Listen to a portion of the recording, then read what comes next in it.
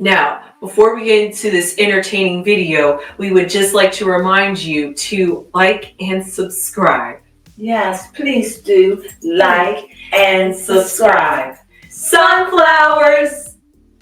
Hello, my little munchkins, crones, and sunflowers. How are you? I hope you had a glorious weekend. I really, really do. Let's see. I think it was Cam Newton. I looked at the Cam Newton show. Is that right, baby? Yes, that is. Yeah, I saw the Cam Newton show, and I happened to see Kirk Franklin. Mm-hmm. I remember Kirk Franklin when he came out with Stomp. I mean, he was so innovative. Nobody hadn't heard the kind of music that he did. He was the first person that I know of that, I mean, so long ago, that came out Stomp and rap with gospel. Oh. Kirk Franklin was phenomenal. And he was the first one that really, outside of the Clark sisters, but as far as rap, he was the first to cross over like that. It was like with Kirk Franklin, you found them playing Stomp in a club and in church. It was like an abomination and a praise to Jesus all in the same 4th of July party with bombs bursting in there. Yeah, that's impressive. You had your mama to your great grandmama either loving the song or just because you couldn't help it, because it was like, I think it said something about Stomp and then Stomp on the Devil. I can't remember, and it was just so phenomenal. And not only that, he made some other songs too that were slow. I just can't think of them at this moment. But nevertheless, he was on the Cam Newton show, Newton show, and who I find attractive. So, well, I found both of them gentlemen attractive. But anyway, and it led me to think, do the church think that Kirk has lost some of his holiness? Oh, okay. So, of course, because I really get it, but I want to see where Kirk Franklin is as far as his standing with the church. Do the church see that he is too secular? He too worldly, and I want to go in and I want to see that. Is that okay, baby? Come. Mm-hmm. Yeah, that's okay. Now, there may be people who may not be interested in that, and sometimes I put videos up that's just for me and my generation. But all at the same time, I just want to know, Yeah, so this is my generation here, and I'm curious about them. Mm-hmm. Yes, sometimes you have to question those that are holy, but also in the world at the same time. How do they maintain that balance? I want to know, has he changed? And if he has he changed to become more spiritual or worldly? But I want to tell you my opinion, but I don't know what the cards are going to say. So since I don't have no idea of what the cards are going to say, I have no idea. So let me see. So I'm a cut for Kirk Franklin. So let me make sure I do this right. Okay. I'm a cut for Kirk Franklin. Okay, yeah. Oh. Uh-oh. Oh, that's interesting. I got to leave it because it was there. And I don't know where it would be. So therefore, I did that. So I'm supposed to. I messed up. Anyway, it was something like that. I messed up. I messed it all up, but I'll get it. Well, anyway, it was the heart. It was the red of heart that was flipped over of the swords. So here we have Kirk Franklin. Well, here I see somebody rejoicing, and somebody that is on fire, and somebody that knows what it's like. It seemed like they had come from a darkened background, and it just seemed like they just know, to me, the word that leaps in my spirit is praise. Okay. It's praise. That's what I see about him. Of all the cards that could have came, it was the four of wands, of a foundation, a strong foundation, and his foundation is in praising.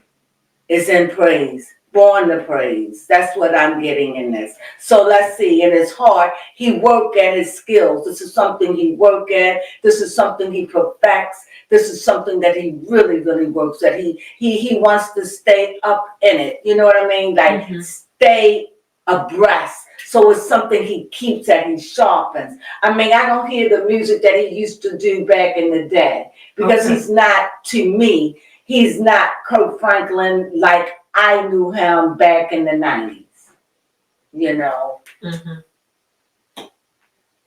Also, I see him here, maybe a little complacent and looking out at the waters or whatever his mind is, and looking into the dark regions of his subconscious, you know, just thinking about what is his moves, what is he going to do, you know, just looking out, reflecting on things, and what else is he going to bring to the world? What can he bring? Is there anything else for him to bring? And so that's his thoughts, you know. So I see that, yes, he is a master of his craft, because I do see the king King of Cups. So, but that does let me know that he is emotional, that there he feels, he's a feeling kind of guy, very sensitive. And it shows me that he done been through some dark stages in his past with his family, coming up with his life. Just seems like he prays. Let me see. I'm feeling like this man prays to get through some things sometimes. Oh. Like he just has to praise. I don't know. I see this, you see?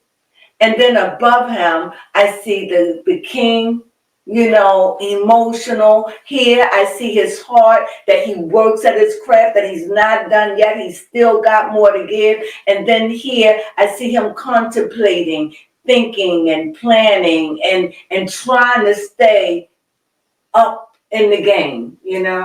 And down before him, it's like the things that it is, it's like he still feels like a kid at heart at times. Okay. You know, he still feels like a kid at heart when it comes down to his, what's that word, his creativity.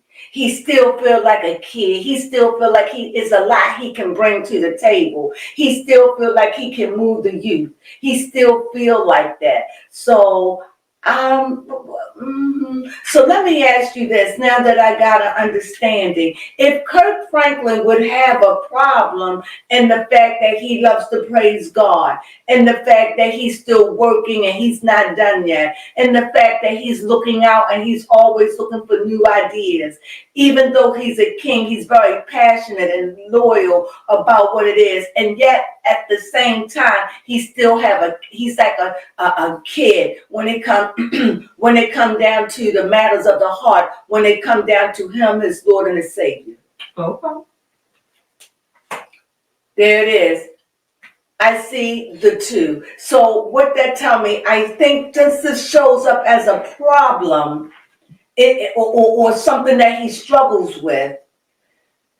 It seems like trying to bridge the church and the world, like trying to bridge the world together to maybe have a healing of some sort, to bridge what's been broken in the church. Okay. To deal with, I don't even know how to say this, so I'm going to have to say it. It has to deal with sin. How do we teach one another to forgive? And how do we, when our mentors fail us or fall, what do we do about that? Do we leave? Do we leave the church? Should we leave the church? It's like he's trying to fill that gap.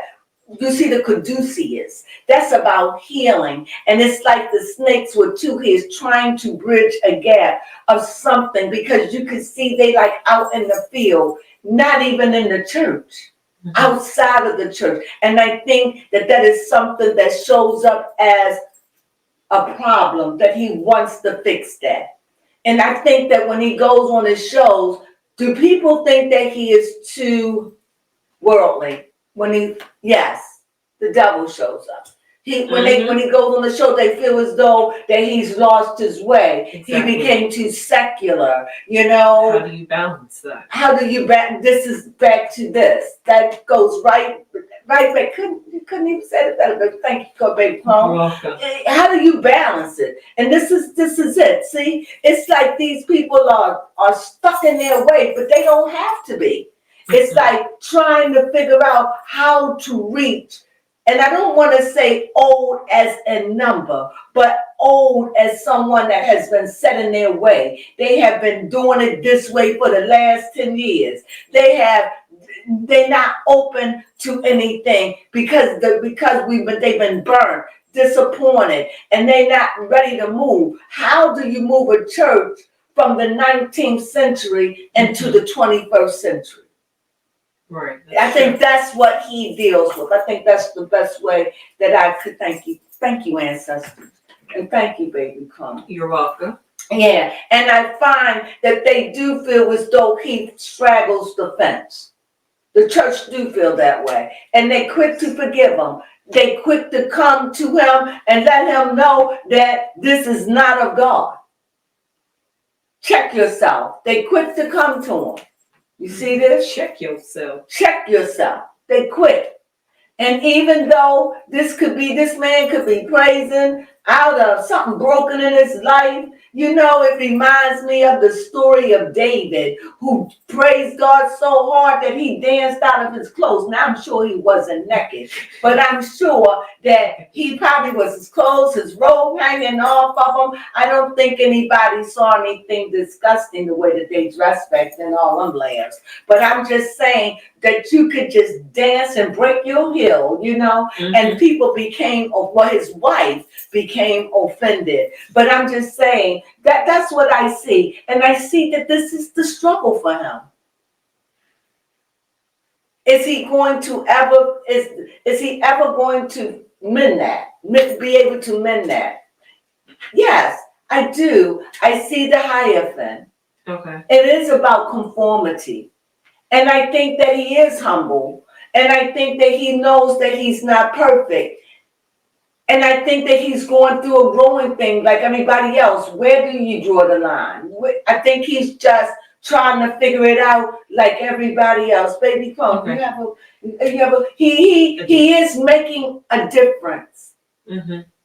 He really is. He's making a difference, but he's still being judged. And he's called to judge because he's the next generation. Mm-hmm. Yes, my question is going to be, does, what's his name, Kirk Franklin, what's the best way to put this, a love-hate relationship with the church people? Do we have a love-hate relationship? And I can tell you what I said. No. Oh, that's good. No, it's not a love-hate relationship. It's more like finding his balance with them. Keeping a safe distance, that it doesn't get too personal in his life. Keeping a safe distance.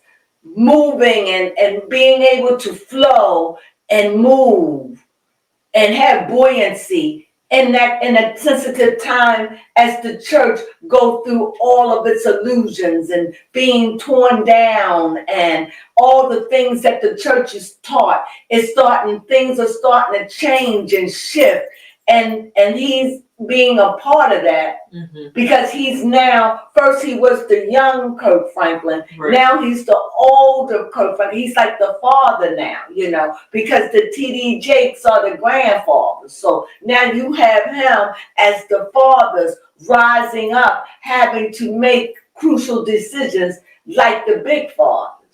You understand, that has gone before him, and seeing so many of them has fallen, he sees that it has put the church in such an emotional wreck. It definitely an emotional wreck. The church just don't know what to think, and so some of the churches still stuck on the old way, while some of the churches ready to move forward. And he's in the middle of all of this, having to find a balance. Okay. With the church. How is his marriage? Okay, that's a good question. See if he's still married. Yeah, I was getting ready to ask, who's he married to? Yeah. Is he married? I know he was married, and I could tell you what I see. I hope he's still married, but I know that he was married.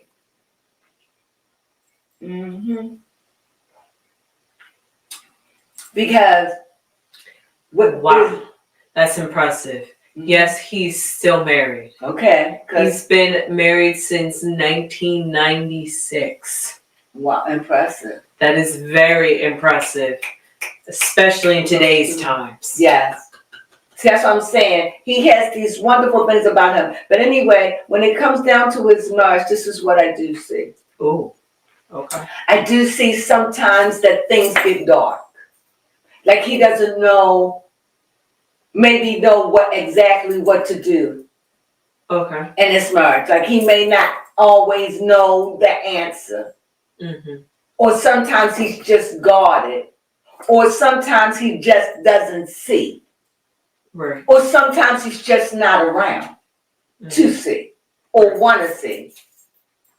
I see that as something that is coming from his past, but also his future. So this is something that's ongoing, that he struggles with that. But in general, he has a pretty good marriage. Pretty good, pretty strong. Pretty good, strong family, really. However, when I see the Chariot, and this Chariot, it is like trying to keep a lot of the negative and the past at bay.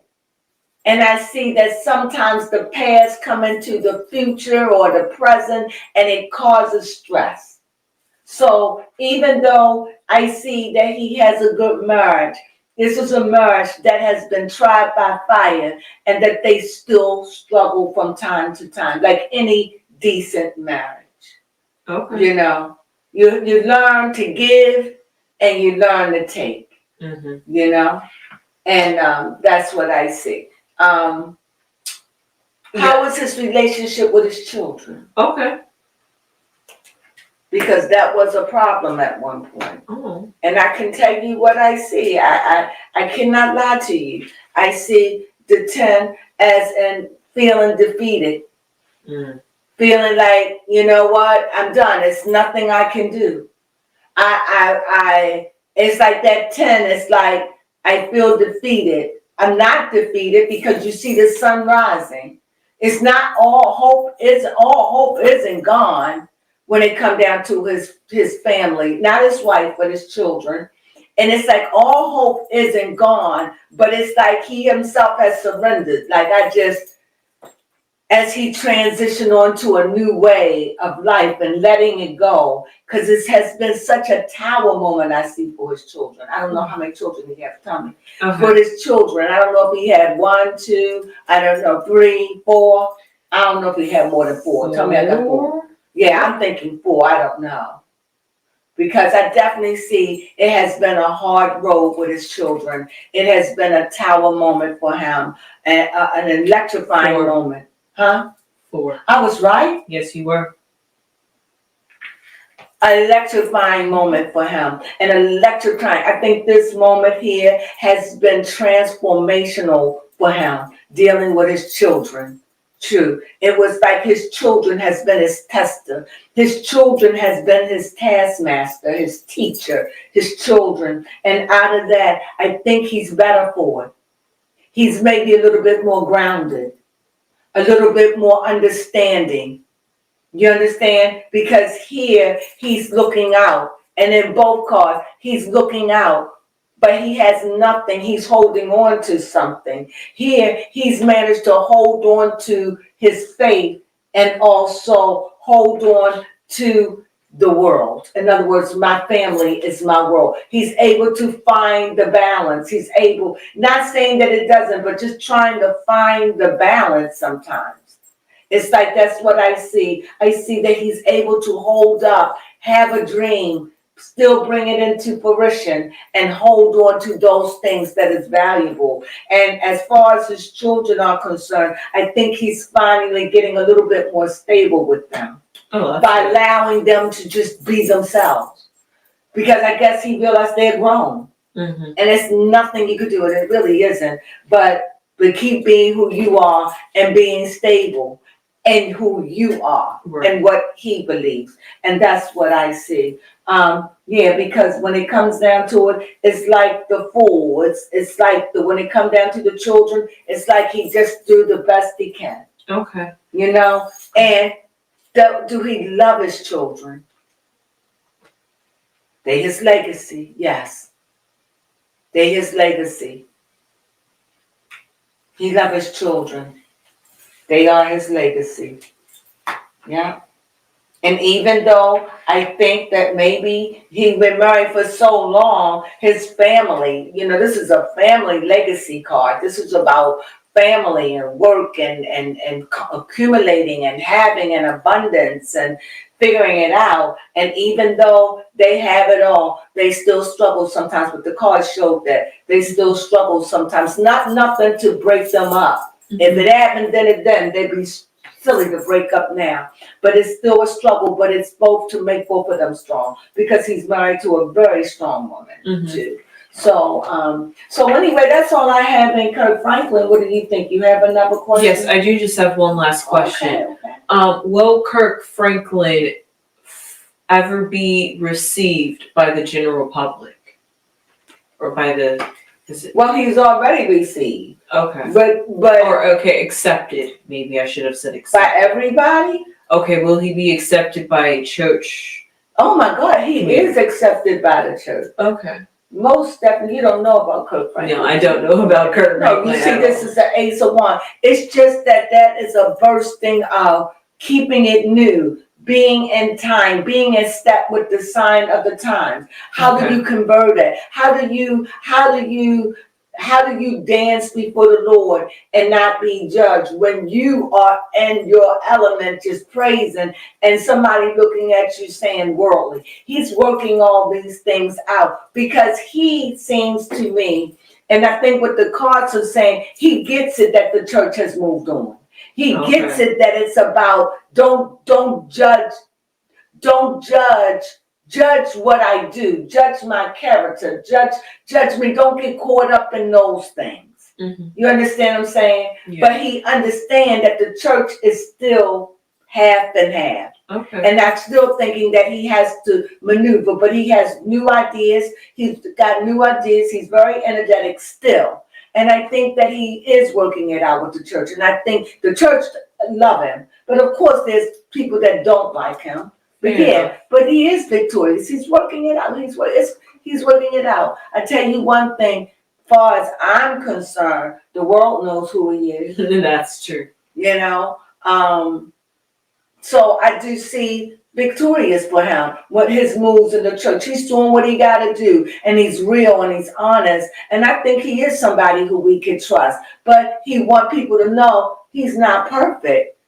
Yeah, see, here's another world card. See, that's me. No, I'm not perfect. And I'm humble enough to keep working at it, to humble myself. But it's about staying updated and staying innovative. Just like here when we do news, we have to stay up on it. We can't just leave it for a week. We leave it for a week. We come back. We're like, my gosh. I know so much has happened, or people have moved on from it. It's just crazy how much news goes these days. Mm-hmm. And it shows that he has come full circle. He has come full circle. He's ready. He is definitely ready. He is a man of the people. And what I mean by that, he's a man of the world. In other words, he belongs to the world. And he's triumph. And that he tries to keep open because he knows that he's still ministering to the world, to the lost. And if he can give a kind word and somebody's not getting, or somebody may appreciate him being like that, mm-hmm. where the church, he's walking a fine line as he worked these things out. What do I think? I've never been to one of his concerts, but I love Kirk Franklin, and I just think that he's a gem. I think he's a gem in the body. Period. Ooh, okay. So anyway, that's all I have to say about Kirk Franklin. Overall, this is a very decent good read about him. It was. Very informative. Stay in God, Kirk. Just Don't settle. Keep being young in spirit. Yeah. Until you just can't no more. Keep being innovative. Keep pressing. Keep pushing them off. Keep doing it. You call for transformation. You call for these times to press the church forward. And even though they hard to move and judgmental, you keep teaching them how to be forgiving and loving and all that, and that we serve, and that the world serve a big universe, as the church would say, a big God. Okay. Right? Yeah. And with that being said, I thank you for joining me on my reading with Kirk Franklin. Whew, that was very informative. It right? was. It was. Well, if you happen to come by this video and you just looked at it for about 5 minutes or got to this far, please thumb us up. Please. And subscribe. Subscribe. It would mean so much to us. And with that being said, you have a wonderful, wonderful day. Sunflowers.